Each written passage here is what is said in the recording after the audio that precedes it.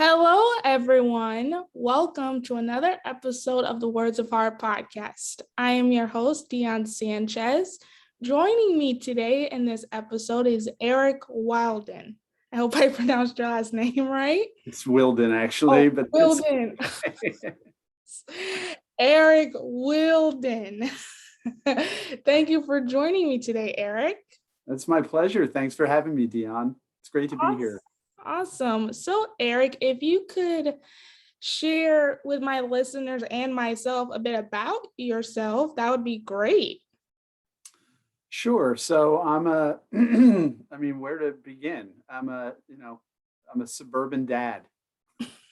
But I'm also, I think we got in touch first when I wanted to tell you a little bit more about the work I'm doing with Dharma Running, which is a little kind of a side thing I've been doing for several years now. I have a background having studied Buddhism for years at Naropa University in Boulder, Colorado. I have a Master of Divinity that's Buddhist based from that school. And I'm also a runner, a long distance runner. I've done 15 marathons and several ultra marathons. I've been running a long time. And what I do with Dharma Running is I attempt to bring those two elements together and to share with runners who I believe have a strong foundation in mindfulness already, practices that help cultivate compassion and loving kindness. So my goal is, there are a lot of mindful running programs out there that promise in one way or another to make people better runners through mindfulness and by cultivating that on the run. My goal really, my goal really is to help make mindful runners better people by starting with the foundation of mindfulness and then building on that with practices for developing stronger compassion and loving kindness toward others. So that's part of what I do. I teach workshops. I coach runners individually as well. And it's really open to non-runners also. I mean, really my goal is to help share those practices for cultivating compassion with anyone who wants to listen to them. So like I said, I've been doing that for several years now. I've also have spoken out more recently about some of my own struggles with mental health issues, just to be as much as I can be of help or of any kind of inspiration or of any kind of guide for others who are on that path. So, I call myself Dharma Runner on social media, but it's really what I do is for anyone who wants to hear it. Interesting. You mentioned you're a proficient runner. Running takes a lot of, I'm sure, strength and mental capacity to have to endure that. I'm sure many people seek running as a form of therapy and this just occurred to me as you were explaining it, perhaps a means of escape in a way. Right. What led you to take up running? Was it like a form of therapy? Did you just feel like it was freeing in the sense? Could you explain that a bit? Well, I started running as I was finishing graduate school. I was in Boulder, Colorado, which is kind of one of the fitness capitals of the country. And everyone around me was involved in some kind of outdoor recreation, but I wasn't. And I gained a lot of weight in grad school and wanted to do something about that when I'd finished. So running seemed like the most obvious choice. I hadn't really run before. I had thought in high school about going out for the cross country team and then bailed on that probably after that. I tried to run a long distance and it just didn't like it.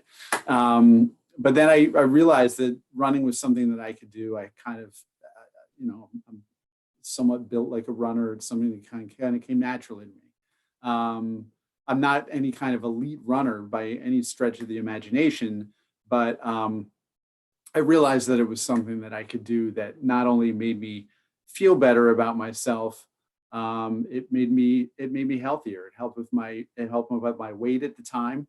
It helped me with, it has helped me with my cardiovascular health since then, and that was about 20 years ago now, that I started running. I also realized one thing about it, pretty early on, was that it could inspire other people to live healthy lifestyles, more mindful lifestyles. I spent a year in 2009 running every day, at least a mile a day. And I posted about it occasionally or frequently on Facebook at the time. And a lot of people started saying, you've inspired me to go out and start running, because I see you doing this every day and I see what a positive impact it has in your life. And that really made me feel like this is something that I can do, to bring others kind of into the anybody who wants to show them that anyone can do this. You can go out, you can run, you can use it to make yourself feel better. And then with Dharma running, I take that to the next level to, it's not just about us feeling better. It's about us using that to help others, bring others into our perspective, as well. Awesome. And I truly admire that using such a proficient skill as running and finding a way to incorporate that to help others. And that got me thinking that there are many people who do like 5K walks or runs or all different types of form of exercising to help others and to spread awareness. So I Yeah. truly commend you for finding a way to incorporate your practices into a really creative and helpful form of therapy. I think that's not the word I was trying to use, but I think you get the gist of what I was saying. Yeah. And I know I've heard people talk about, running as their therapy or running as their meditation and that sort of thing. I am always careful to say that, it doesn't necessarily take the place of those things for someone. Right. I'll go around talking about these awesome benefits that I find in running, but I also admit that I've taken, medication for depression while I've been a runner. I meditate, run, take medication, do all the things. Not just one of those things help me. So I don't want anyone to think that I'm saying that running is some kind of panacea, that it's going to solve all your problems. Because Right. I see a lot of that I see some of that out there when people say, running will help you with this or that. Running will help, it'll help with your mental health. Yes, it can, and it's likely to do so, but it's not going to do that on its own necessarily. You may be suffering from mental health problems, and you might, you might go for a run. It might make you feel better, but you might also benefit from talking to a therapist or, potentially, going on medication. It really depends on the person, depends on the issues they're facing. But running can be part of a really healthy, regimen for any kind of health, physical, mental, spiritual, you name it. That's kind of how I look at it. I'm glad you touched on that and clarified, because there are different ways to approach mental health, and running is definitely could serve as a useful outlet for some people, but it's not the concrete answer to solving your problems. With anything, it takes work and growth and other practices incorporated with that other practice to actually alleviate any sense of stress and anxiety. I strongly believe people should seek out help. There are people that want to help you. One of probably the most joys of creating this podcast is to help others who are struggling with their mental health, and just to remind them that they are cared about, that they're never alone, and that it's okay not to be okay. because we are human, Yeah. but you don't have to bottle up your emotions. Mm-hmm. I feel like many people have done that, particularly with this pandemic season at hand and being isolated in their homes. They don't really know how to handle their emotions or figure out the best way to serve value to them, if that makes sense. So I do think running and cooking or other interests definitely serves a purpose and value. And I love that podcasting has opened that door in my life as well, to try to help others understand their emotions a bit easier during this hectic time. Yeah. I think that there are a couple things I'm thinking based on what you just expressed. And one is that over the course of the pandemic, because we've been more secluded, social media has become an even bigger way for us to see what's going on in other people's lives. And the thing that we don't often think about when we're looking at that is how curated what we're seeing is. People aren't not there are more and more people doing this now, but most people are still not putting out to the world the negative aspects of their lives or the challenges that they're facing in their lives. That's not what we're seeing on social media. And I'm guilty of this too. I've posted a bazillion pictures of like myself kayaking and things like that, which that's a great part of my life. I love doing that. But it's not all of my life. It's just something that I'm sharing on Instagram or Facebook. There are also aspects of my life that are challenging and hard, and I'm not putting that out there necessarily all the time. So one of the issues with that I think has been heightened because of the pandemic and because of our social isolation over the last couple of years is that we see that heavily curated version of other people's lives and then want to compare our own lives to what we're seeing instead of comparing our own lives to the reality that other people are living. And then we tend to start feeling more negatively about ourselves because we think everyone else is having such a great time. Everyone else is out enjoying themselves. I think that's one thing we need to consider. And I think what you said at the beginning of what you just said had to do with normalizing talking about the issues and problems that we face. And I think that is something that I'm seeing more and more, which gives me some hope. And I'm trying to be part of that too. And I know you're trying to be part of that with your podcast, and what you're doing is really just talking about the issues that we've faced, talking about the challenges that we've faced. And in doing so, publicly helping other people understand that I'm not what they see on Instagram and Facebook. I'm what's here. And, what's here is in a lot of ways similar to what's there, what's in your heart, what's in someone else's heart, and the struggles and challenges that we face. And so we're all connected in that way, way more than we're connected through Facebook or Instagram or other social media.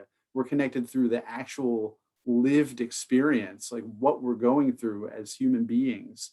And if we can start to open up more about that with each other, instead of just the, kayaking pictures and the running pictures and whatever, but it's just me, what I'm posting. If we can start to connect with each other more about those real things and the real challenges that we face, that's how we're gonna that's how we're going to get somewhere. That's what connects us even more strongly. That's the social media that I wish we had, was that heart connection between each other, rather than just the heavily curated visual connection that we get from most social media when we're just looking at it on our phones.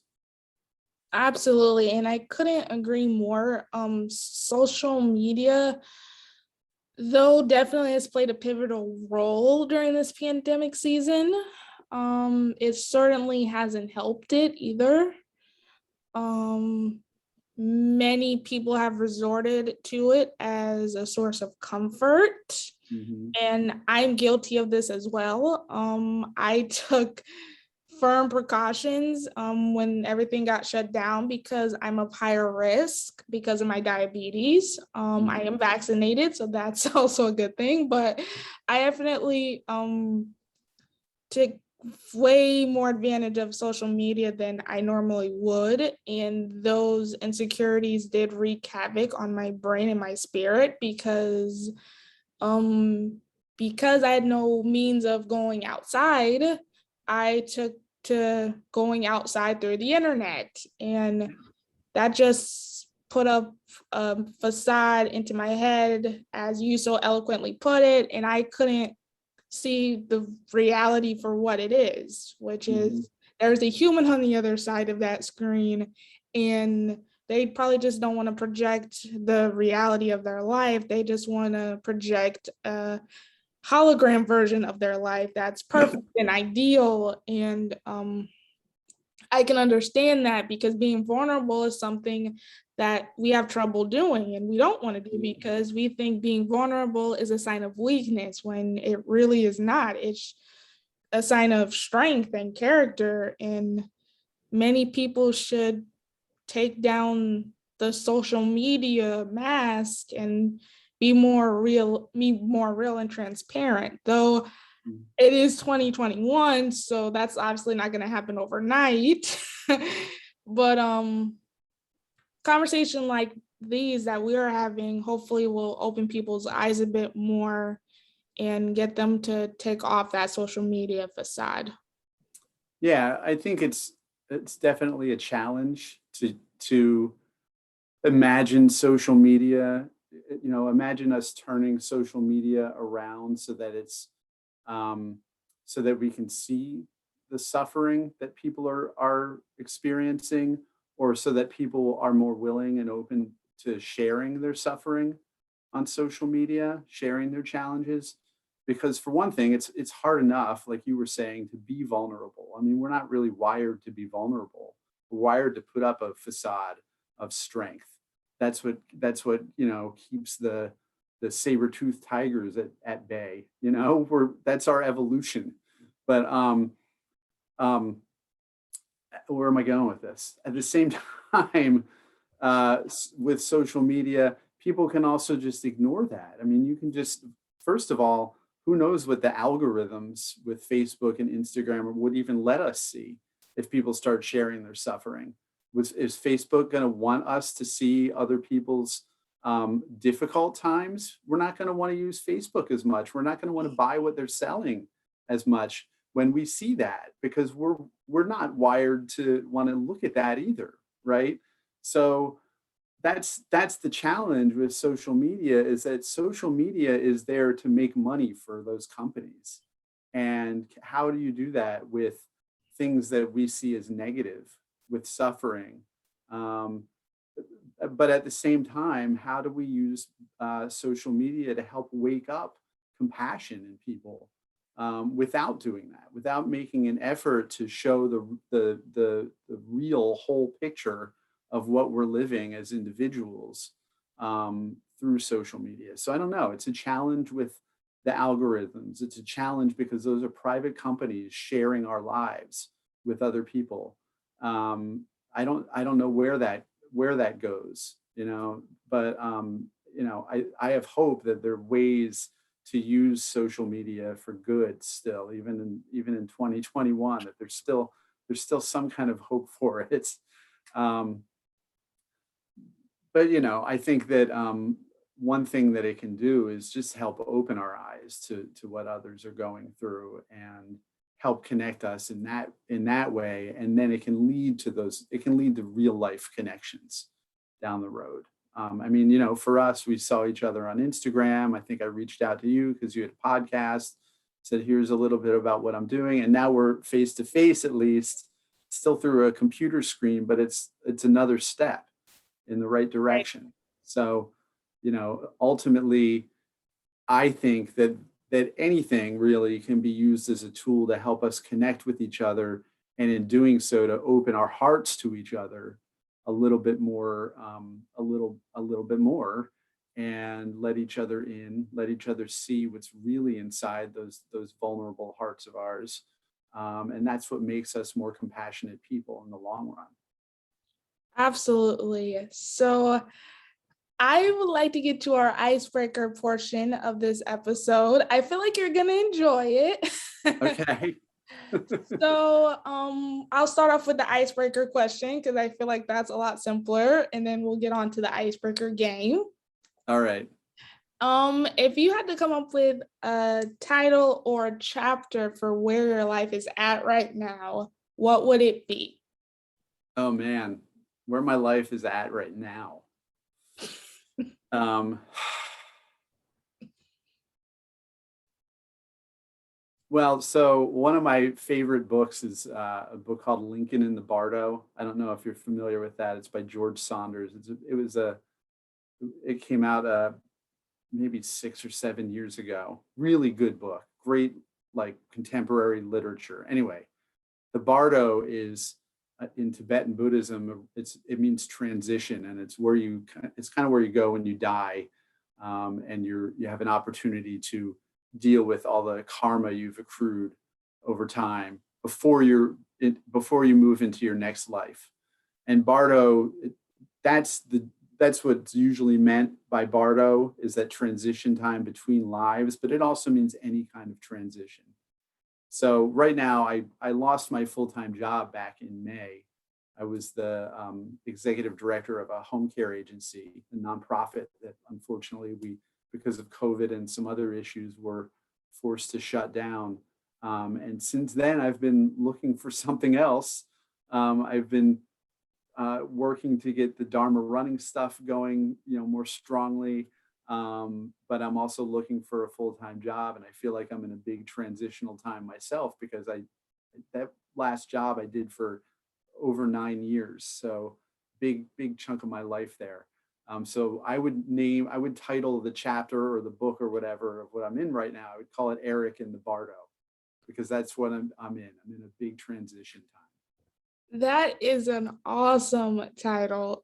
There's a plug for that book too, Lincoln in the Bardo. It's a great book. Well, my title, I think you kind of Yeah. already know it because it's like in my social media handle, is basically being a warrior for change. This 2020 season and the season moving forward hasn't been easy. I got diagnosed with diabetes at the start of the pandemic, which we're almost 2 years into it. And I somehow managed to survive recently becoming diabetic 2 years now. And this crazy virus that is really traumatically affected everyone.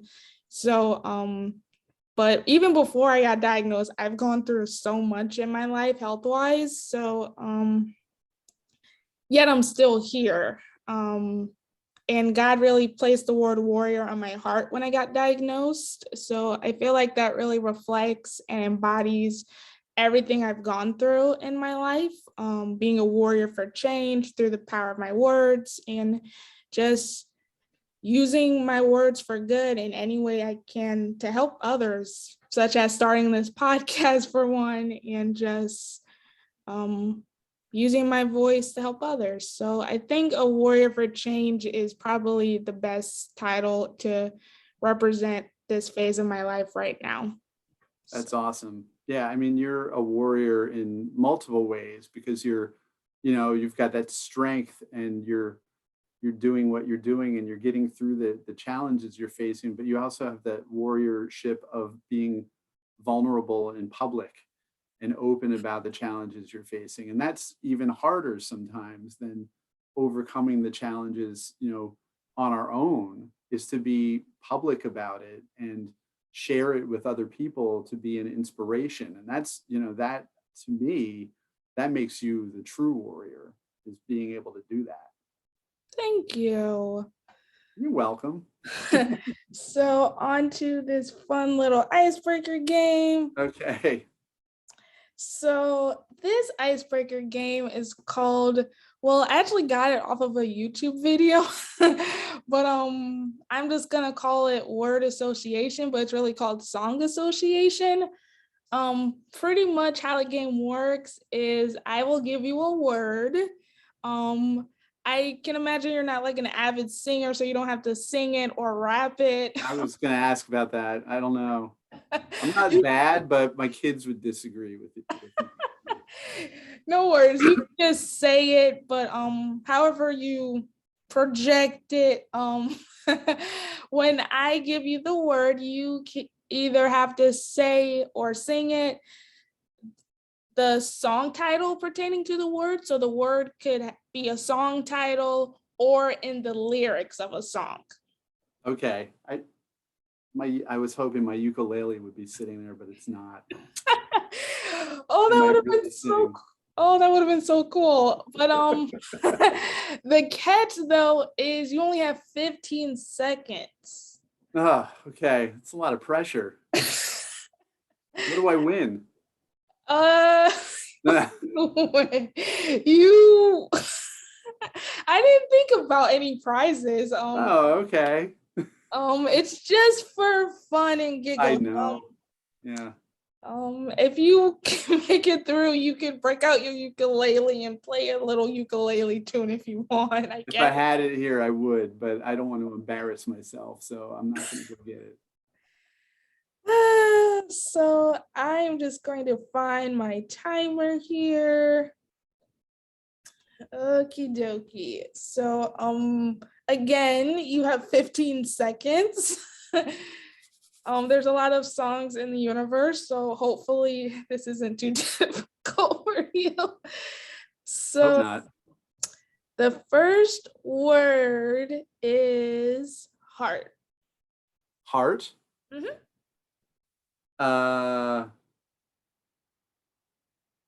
Heart of Glass. Blondie. Okay. Wow, you were I'm like, not going to sing it. no, it's fine. I know Blondie's an actual artist, and I've seen that song pop up somewhere, so I believe you. You We have might have different musical tastes, but yeah. no, you'll be surprised. My dad has exposed me to a lot of music. He used to be like a radio DJ personality a long time Nice. ago, so Well, that's cool. I probably have more music knowledge than anybody my age, really. So I am not like invisible when it comes to certain facets of music history and old school music. I am not That's ashamed awesome. to do it. So, wow, you did really good. You had like 5 seconds left. Okay. So that was good. That's it? No, you have 2 more. Oh, okay. All right. Let's see if you do better on the next one. I can't stop chuckling. So the next word is words. Words. More Than Words by Extreme. Wow. Know that song? I know that From song. the 90s, I think. Many people have had different covers of that song. Yeah. And who was it? A guest I had yesterday evening actually used that song as an example for the game. So Oh, cool. I'm Okay. pretty impressed that people All right. are Bringing using that song back. using it as a reference, and it's a reference I'm actually familiar with because I have it in my phone. So, okay, 2 so far. Okay, you're doing better than I anticipated. That's. Oh, are you trying to kill more time? I'm sorry. No. Take longer next time. No, it's fine. The next one might be trickier. I had to change this word because people had trouble, but it seems like after changing it, people still had trouble. So hopefully this word isn't too difficult. Okay, so the last word is hope. Hope. Hope. Hope. Hope. Hope. Oh man. See, you got me. Hope. I can tell you the other word that it was initially for the third one. What was the other one? It was mental. Mental. But Apparently that was too hard of a word. Well, so there's an album, Mental Jewelry by Live. It used to be one of my favorite bands, but yeah. Well, Hope. I don't know. I don't know why I can't think of anything with hope. It's too much pressure. well, you did really good. You got 2 out of 3. Good. All right. It's a miracle anyone can get even 1 out of 3. So you did really good. And we can keep talking music knowledge all night long, and I can keep laughing. My But music knowledge is limited, but there's a little bit there. but we're at the end of this awesome conversation, unfortunately. So do you have any social links, even though I know we're social media is Well, a monster, but it's we part of still our use it. universe. It's a necessary evil, and it's not evil. It's something that can be used for good. For good and evil. Yes. So please Um, share that with my audience, please. Yeah. So on Instagram, I'm Dharma_runner. And on Facebook, I'm just Dharma. Well, you can find me at Dharma Running. That's my Facebook page. I'm more active on Instagram. So if people want to follow me there, if anyone has any questions about anything I'm doing, they can message me there. I also have a website, dharmarunning.com. Awesome. Thank you for joining me today, Eric. This was a long time coming because we've scheduled like months ago. So long ago. Yes. So I'm really honored that you were able to be on my podcast finally. Well, I'm honored to be here. Thank you so much for having me. No problem. Great. All my listeners, thank you for joining me on this awesome episode with my guest, Eric Wilden.